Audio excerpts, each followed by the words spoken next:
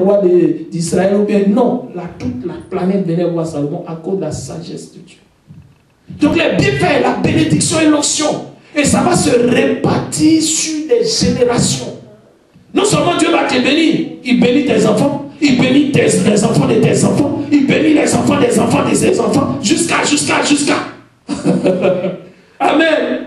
Regardez Job, c'est pareil. Job est resté ferme malgré tout ce qui lui est arrivé. Parce qu'il aime Dieu. Il aime la présence de Dieu. Mais à la fin, la Bible déclare que Job avait les plus belles filles. Les filles de Job étaient les plus belles de sa génération. Et Dieu avait restauré Job au double de ce qu'il avait avant. Vous voyez? Dans la présence de Dieu, bénédiction et onction vont dessus. La séparation, Dieu va te mettre à part. Tu ne seras pas quelqu'un comme les autres. Quand tu parles, ça arrive. Quand tu dis, ça se réalise. Tu marches dans la victoire. La mise à part. Les gens verront que toi, dans ta génération, autour de toi, tu es quelqu'un de spécial. Parce que tu as l'onction de séparation. Tu es un homme mis à part. Tu es un homme moins. Tu vois? Dans la présence de Dieu, Dieu va te faire beaucoup de révélations. Il va te faire marcher dans la révélation. Parce que ce que les hommes ne peuvent pas comprendre ni voir, toi, il va te montrer. Tu vois? L'esprit prophétique. Dans la présence de Dieu, Dieu va te transformer. Si tu étais bagarreur avant, si tu étais un chercheur de femme, ou bien un chercheur de mari, ou bien un homme qui passe son temps dans les boîtes de nuit, ou bien une femme qui passe son temps dans les boîtes de nuit, à changer les copains et les copines, Dieu va te transformer. Je dis souvent, et je vais revenir dessus, j'ai l'habitude de dire, ce n'est pas l'homme qui transforme l'homme. Ce n'est pas possible.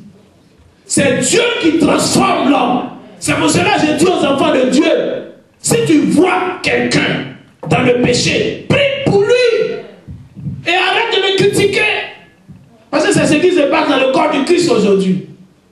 Les enfants de Dieu, et surtout les serviteurs de Dieu, sont leurs trucs.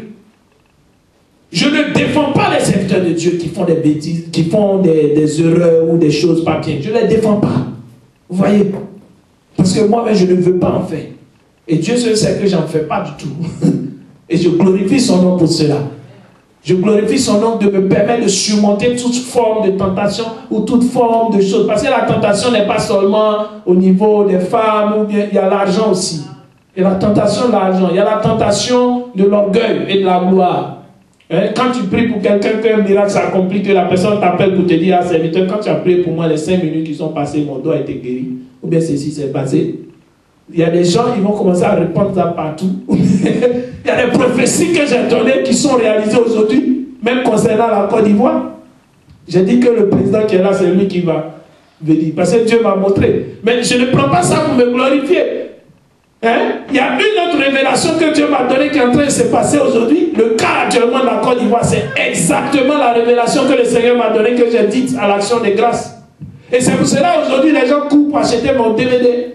Parce que toutes ces prophéties sont dedans. Mais j'aurais pu dire, comme c'est comme ça, il y a quelqu'un qui m'a demandé, tu ne veux pas qu'on te mette en contact avec la présidence, tu vas être connu, tu vas être connu. J'ai dit, ce n'est pas important. Parce que Dieu m'a dit que lui-même, le moment venu, il va me révéler au grand jour. Il va révéler son serviteur au grand jour. Tu comprends? Regardez, Joseph était en prison. Joseph était un homme déjà révélé de Dieu. Ce qui a mené Joseph là, dans l'esclavage, en Égypte, en prison, c'est parce que Dieu lui avait montré ce qu'il allait être plus tard. Et ses frères l'ont mis, l'ont vendu, vous comprenez? Mais n'empêche que, est-ce que cela a bloqué le plan que de Dieu pour Joseph? Joseph était en prison. Il interprétait les songes.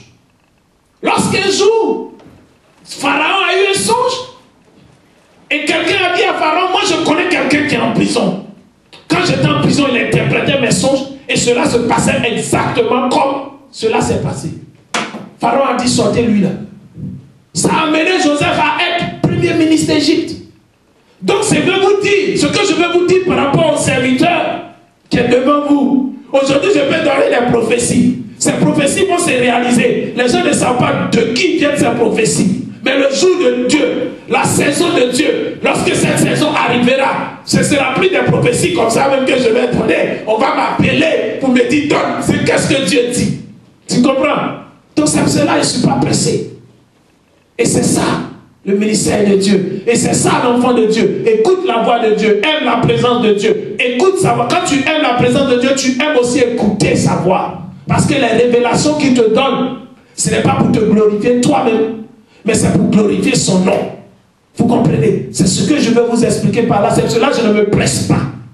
Il y a des gens qui me demandent, est-ce que tu as appelé la présidente? Je vais les appeler pourquoi?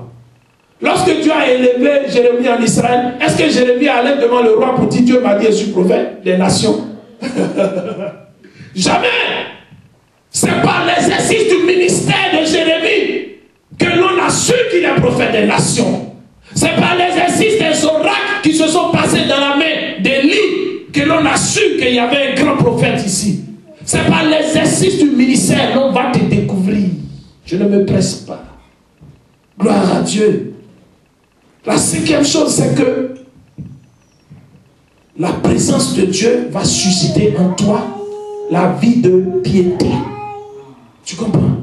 La sanctification, qui est un autre terme, qui signifie, c'est la même chose. La vie de piété. Tu vas aimer vivre une vie de piété. Tu vas aimer vivre la sanctification. Les choses du monde ne vont pas t'intéresser.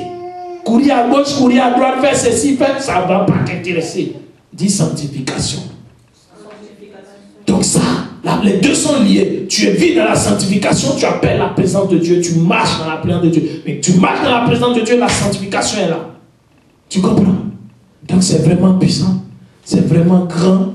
S'il est bon, il est bon de passer un jour dans ses parvis que 1000 ailleurs. Un jour dans ses parvis que 1000 ailleurs, comme le roi David le dit. Vraiment, la présence de Dieu est un terme important. C'est un terme puissant. Je veux que le Seigneur lui-même nous enseigne et qu'il te permette de comprendre, mon frère et ma soeur, que quand tu recherches la présence de Dieu, quand tu aimes sa présence, je te dis que rien ne peut te résister. La Bible déclare que si Dieu est avec moi, qui peut contre moi? Personne ne peut contre moi. Donc vraiment, je t'exhorte ce matin. Je suis venu ce matin pour te dire, mon frère, pour te dire, ma soeur, de demeurer, de rechercher sa présence par la prière de tous les jours, par la méditation de sa parole, par la louange, par l'adoration. Tu restes dans sa présence. Et quand tu fais ça, je dis, Dieu même va te transformer. Les choses que tu aimais dans le monde, tu ne vas plus les aimer. Parce que l'Esprit de Dieu est en toi. Et tu vas aimer que les choses de l'Esprit. Que le nom du Seigneur soit glorifié. Oui, papa, nous voulons voir ta gloire. Nous voulons voir ta présence. Nous voulons, Seigneur, tu vas t'élever et commencer à prier avec moi. Tu vas prier avec moi et dire à ton Dieu, oui, papa, comme le roi David, je veux rester dans tes parvis. Car mieux vaut être un jour seulement dans tes parvis que 1000 ailleurs. Mais comme le roi David lui-même il le dit, mieux vaut être un jour dans tes parvis que 1000 ailleurs. Mais moi je ne recherche pas à être un seul jour dans tes parvis. Je veux rester tous les jours de ma vie dans tes parvis.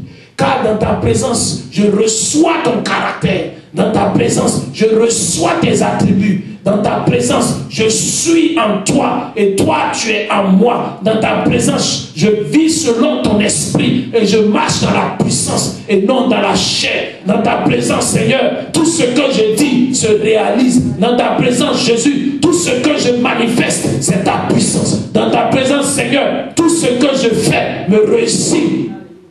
Dans ta présence, Seigneur, je glorifie ton nom, papa. Papa, je veux prier aujourd'hui. Je vais prier aujourd'hui pour quelqu'un. Je vais dire à quelqu'un que le Seigneur est avec toi. Je vais te dire ce matin que ton Dieu est avec toi. Il t'appelle à être dans sa présence. Il t'appelle, si tu n'as pas cette présence continuelle, cette présence permanente, ce contact permanent avec ton Dieu, il t'appelle à la rechercher. Et si tu la recherches, tu vas la trouver, cette présence. Je dis, tu vas la trouver au nom puissant de Jésus-Christ. Tu vas prier avec moi. Oui, papa, je veux ta présence. Tu vas répéter avec moi. Papa, je veux ta présence. Car ta présence est bonne. Et je médite, Seigneur, ta parole tous les jours, afin de demeurer dans ta présence. Je veux te louer tous les jours, papa, afin que tu sièges en ma vie avec moi au nom de Jésus. Je veux te louer, je veux t'adorer, Seigneur, afin que tu te lèves, papa, et que tu agisses dans ma vie au nom de Jésus. Je veux te prier tous les jours afin que papa